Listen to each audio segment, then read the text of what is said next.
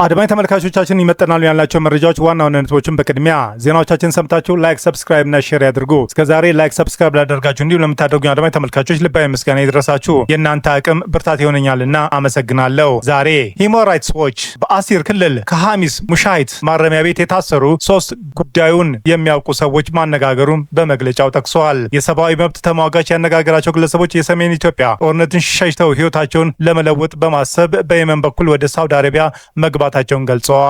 የሳውዲ አረቢያ ንጉስ ሳልማን እንደ አውሮፓውያን አቆጣጠር በ2015 ዘውዱን ከተረከቡ እና ልዑል መሐመድ ቢን ሳልማን እንደ አውሮፓውያን አቆጣጠር በ2017 ከሾሙ ጀምሮ ከ2000 በላይ ሰዎች በሞት ተቀጥተዋል። አሁንስ ምን ያህል ሰዎች ህይወት አልፏል? ሰቆቃውስ ለምን አያበቃም? በቻናላችን የምንለው ይኖራል። አብረን ቆይ። ዛሬ የደቡብ አፍሪካ መገናኛ ብዙሃን ዘገባዎች እንደሚያመለክቱት ኢትዮጵያውያኖቹ ላይ ግድያ የተፈጸመበት ምክንያት እስካሁን ግልጽ አይደለም። ይሁን እንጂ በጆሃንስበርግ ሲቢዲ ኢትዮጵያውያን በጥይት ተመተው የተገደሉ ከተደራጁ ወንጀለኞች ከህገወጥ ሰዎች አዘዋዋሪዎችና ከዘራፊያን ጋር የተያዘ ሊሆን እንደሚችልም ያላቸውን ግምት ጠቅሰው ዘግበዋል። ሆኖም በደቡብ አፍሪካ ፕሪቶሪያ ከተማ የሚገኙ ኢትዮጵያውያን ኤምባሲ ባለፉት ቀናት ኢትዮጵያውያን ላይ የተፈጸመው ግድያ በተመለከተ በአስቸኳይ እርምጃ እንዲወሰድና ችግሩ የሚታይባቸውን አካባቢዎች ልዩ ጥበቃ እንዲደረግ ለሀገሪቱ መንግስት ጥያቄ ማቅረቡን አስታውቋል። ይህ እስከ መቼ ሊሆን ይችላል? በቻናላችን የምንለው ይኖራል። አብረን እንቆይ። በዝርዝር የምታደምጠው መረጃዎች በቻናላችን ይዘናል። ሁሉንም በዝርዝር እናስደምጣለን። እስከ ፍጻሜ ቆዩ። ዝርዝር መረጃውን ያደምጡ ግብዣዬ ነው። ሁሉንም ከኢትዮ ፍቅሩ ዜና ወደሚደርሳቸው ዝርዝር መረጃ አለፍኩ። አብረን እንቆይ።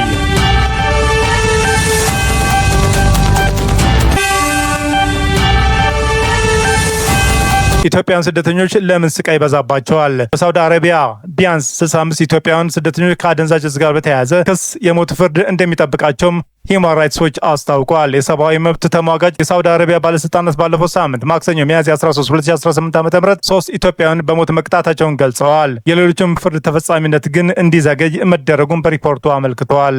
ዓለም አቀፍ የሰብአዊ መብት ተቋም ሚያዝያ 21 ቀን 2018 ዓ.ም ባወጣው ሪፖርት በሳውዲ አረቢያ ከቅርብ ዓመታት ወዲህ በተለይም ከአደንዛዥ ዕፅ ጋር በተያያዘ ወንጀለኞች ኢትዮጵያውያን ጨምሮ በርካታ የውጭ ሀገር ዜጎች ላይ የሞት ቅጣት መፈጸሙን አስታውቋል። የሂውማን ራይትስ ዎች የስደተኞችና የሰብአዊ መብት ከፍተኛ ተመራማሪ የሆኑት ናዲያ ሃርድማን ሳውዲ አረቢያ መሰረታዊ የፍትህ ሂደትን የተነፈጉ የውጭ ሀገር ዜጎችን አመጽ ባልተቀላቀለባቸው ወንጀሎች የተነሳ በሞት ለመቅጣት ፈቃደኛ መሆኗን ለመብታቸውና ለህይወታቸው ከፍተኛ ግዴለሽ እንዳላት ያሳያል ብለዋል። አክለውም ከመፈረዱ በፊትም የሳውዲ አረቢያ አጋሮች በፍጥነት ጣልቃ መግባት አለባቸው ሲሉ ጥሪ አቅርበዋል። ስደተኞቹ በጉዟቸው ላይ ገንዘብ ለማግኘትና ህይወታቸውን ለማቆየት በማሰብ ጫት ይዘው መገኘታቸውን ለሰብአዊ መብት ተሟጋቾች አስረድተዋል። ድርጅቱ ካነጋገራቸው መካከል አንዱ ግለሰብ ህገወጥ የሰው አዘዋዋሪዎች ከየመን ወደ ሳውዲ አረቢያ እንዲገቡ እንደሚረዱት እና እርሱ በምትኩ ጫት ይዞላቸው እንዲሄድም እንዳስገደዱት መናገሩን በሪፖርቱ አስፍሯል።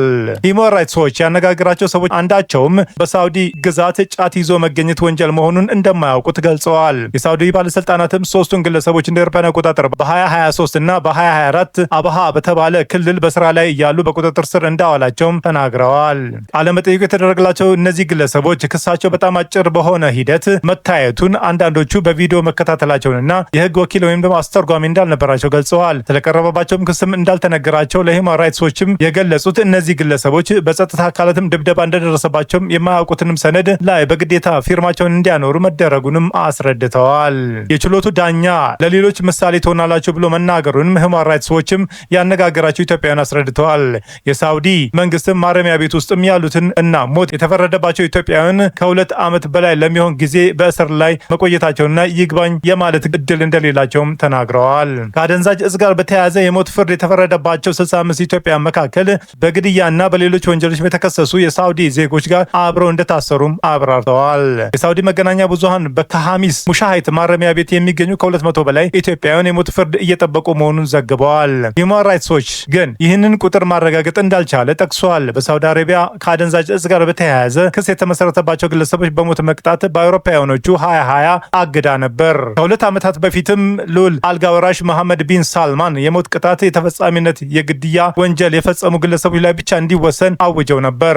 ሆኖም በዚያም ዓመት ከጥቂት ወራት በኋላም የሳውዲ ምንም አይነት ምክንያት ሳትሰጥ ከአደንዛዥ ዕፅ ጋር በተያያዘ የተከሰሱ ግለሰቦች ላይ የሞት ቅጣት ተፈጻሚ ማድረጓን ጀምራለች። የሳውዲ አረቢያ ሀገር ውስጥ ሚኒስትር ሚያዝያ 13 2018 ዓ.ም ባወጣው መግለጫ 3 ኢትዮጵያውያን ሐሺሽ ወደ ሀገር ውስጥ ለማስገባት መተባበራቸውን በሞት መቀጣታቸውን አስታውቋል። እንደ አውሮፓውያን አቆጣጠር በ2024 የሳውዲ አረቢያ ባለስልጣናት 345 ሰዎችን በ2025 ደግሞ 356 ፍርደኞችን በሞት ቀጥተዋል። እንደ አውሮፓውያን አቆጣጠር በ2025 በውጭ ዜጎች ላይ ከተፈጸመው የሞት ቅጣት ከፍተኛ ቁጥር ያለው ከአደንዛዥ እጽ ጋር በተያያዘ ወንጀል ነው። በመቶ ሺዎች የሚቆጠሩ ኢትዮጵያውያን በሳውዲ አረቢያ ኑሯቸውን አድርገዋል።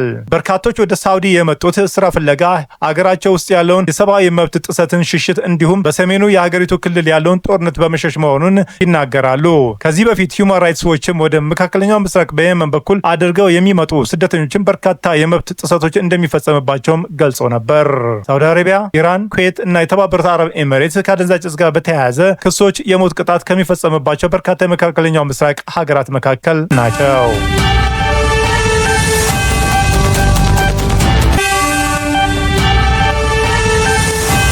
ለምን ደቡብ አፍሪካ ኢትዮጵያዊ ላይ ግድያ ትፈጽማለች? ጆሃንስበርግ ጨምሮ በተለያዩ ደቡብ አፍሪካ ከተሞች ጸረ ስደተኞች ተቃውሞች ተካሂደዋል። ኤምባሲው ሚያዝያ 21 ቀን 2018 ዓ.ም ደቡብ አፍሪካ ውስጥ ለሚገኙ ኢትዮጵያውያን ባወጣው ማሳሰቢያ ኢትዮጵያዊ ላይ በግፈኞች እየደረሰ ባለው ግድያና በደል የተሰማውን ጥልቅ ሐዘን ገልጿል። ኤምባሲውም ይህን መልእክት ያስተላለፈው በቀናት ልዩነት 4 ኢትዮጵያውያን መገደላቸውን ከተሰማ በኋላ ነው።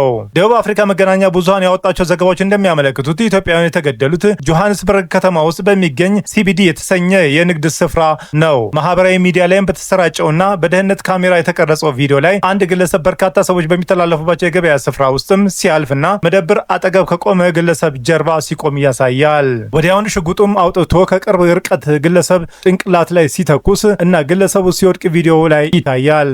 የወደቀው ሰው ላይ በድጋሚ ከተኮሰ በኋላ ከአካባቢው ሲሄድ ተቀርጿል።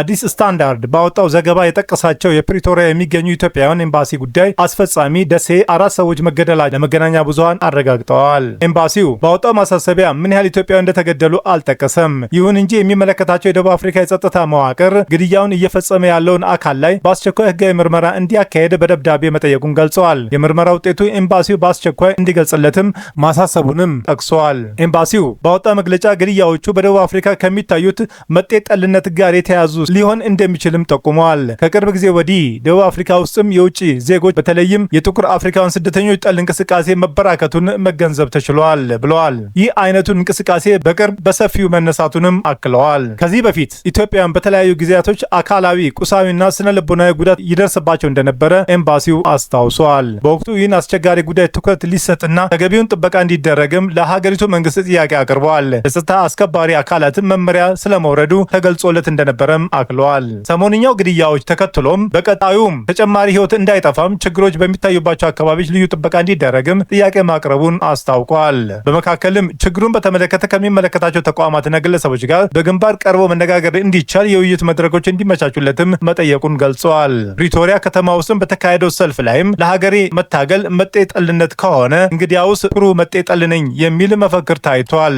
ኤምባሲው አሁንም ያለውን ችግር መፍትሄ እስከሚያገኝ ድረስ ደቡብ አፍሪካ ውስጥ የሚገኙ ኢትዮጵያውያን ከወትሮ በተለየ መልኩ እንዲተባበሩ አሳስበዋል። ከሌሎች አፍሪካውያን አገር ስደተኞች ጋርም በመቀናጀት ራሳቸውና ንብረቶቻቸውን እንዲጠብቁ እንዲሁም ከጸጥታ አካል ጋር ተቀራርበው እንዲሰሩም መክረዋል። ቢቢሲ ያነጋገራቸው በደቡብ አፍሪካ የሚገኙ አንድ ኢትዮጵያዊ በተለያየ ምክንያት ሰው ቀጥረው እያስገደሉ ነው ያሉ ሲሆን በኢትዮጵያ መካከል እርስ በርስ የተፈጸመ ድርጊት ሊሆን እንደሚችልም ጠቁመዋል። ቢቢሲ ይህን ጉዳይ በገለልተኛ አላረጋገጠም። ይህም ቢሆን ግን ከሰሞኑ ደቡብ አፍሪካ ውስጥም ጸረ ስደተኞች እንቅስቃሴ ታይቷል። በደቡብ አፍሪካ መጤጠል የሆኑ ግለሰቦች በሚያደርሱት ጥቃት የተለያዩ የአፍሪካ ሀገራት ዜጎች መገደላቸውን ዘግበዋል። ይህንን ተከትሎ በደቡብ አፍሪካ ዋና ከተማ ፕሪቶሪያ የሚኖሩ አፍሪካውያን ስደተኞች ጸረ ስደተኞች ሰልፍ በሚካሄድበት ወቅትም ጥቃት እንዳይደርስባቸው ከፍተኛ ጥንቃቄ እንዲያደርጉ በሀገራቶቹ ተቋማት ተነግሯቸዋል። በጆሃንስበርግ ተመሳሳይ ሰልፍ ሲካሄድ በርካታ መደብሮች ተዘግተው እንደነበረ ቢቢሲ ያነጋገራቸው አንድ ነዋሪ ገልጸዋል።